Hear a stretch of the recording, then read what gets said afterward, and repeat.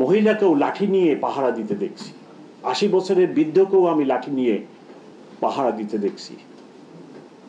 কারণ Dhaka metropolitan police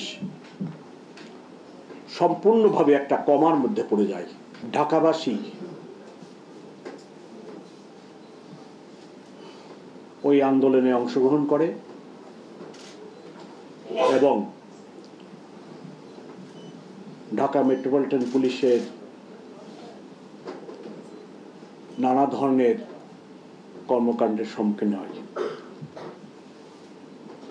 Dhaka metropolitan police ওই আন্দোলনে পেশাদারিত্বের বাইরে গিয়ে যে কাজ করেন সেই কাজের জন্য আমি অত্যন্ত দুঃখিত এবং ঢাকাবাসীর কাছে তথা দেশবাসীর কাছে আমি ক্ষমা প্রার্থী।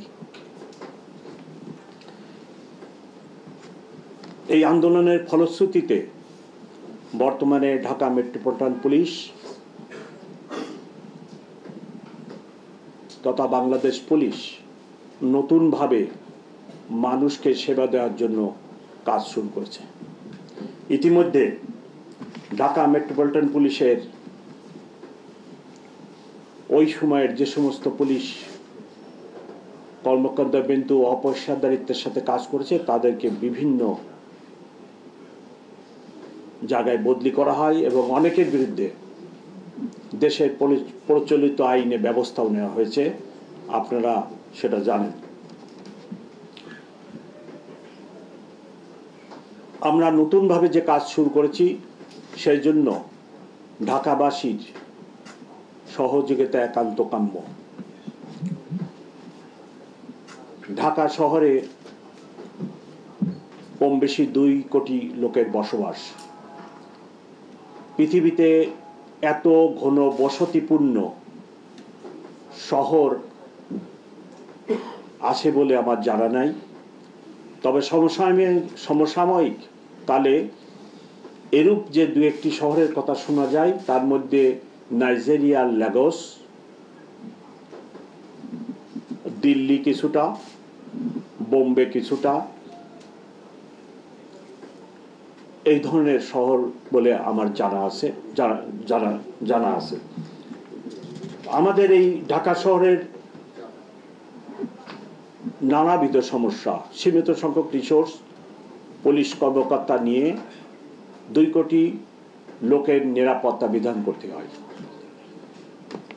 যে পবিত্র দায়িত্ব আমার উপর এবং আমার সহকর্মীদের উপর অর্পিত সেটা হলো ঢাকাবাসীকে নিরাপদ রাখা। পরিবর্তিত পরিস্থিতিতে আপনারা অবশ্যই সকলে পর্যবেক্ষণ করেছেন যে ৫ই আগস্টের পরে যখন পুলিশ অনেকটাই ইনঅ্যাক্টিভ হয়ে পড়ে তখন ঢাকা শহরের আইন শৃঙ্খলা পরিস্থিতির কি অবস্থা দাঁড়ায়। সমানে ডাকাতি, খুন খারাপি, লুটপাট শুরু হয়ে যায়। আমি নিজে লক্ষ্য করেছি যে রাত্রে বিভিন্ন মহল্লায় আবাল বৃদ্ধ বনিতা ইভেন অনেক মহিলাকেও লাঠি নিয়ে পাহারা দিতে দেখছি, ৮০ বছরের বৃদ্ধকেও আমি লাঠি নিয়ে পাহারা দিতে দেখছি। কারণ ঢাকা মেট্রোপলিটন পুলিশ সম্পূর্ণভাবে একটা কমার মধ্যে পড়ে যায়।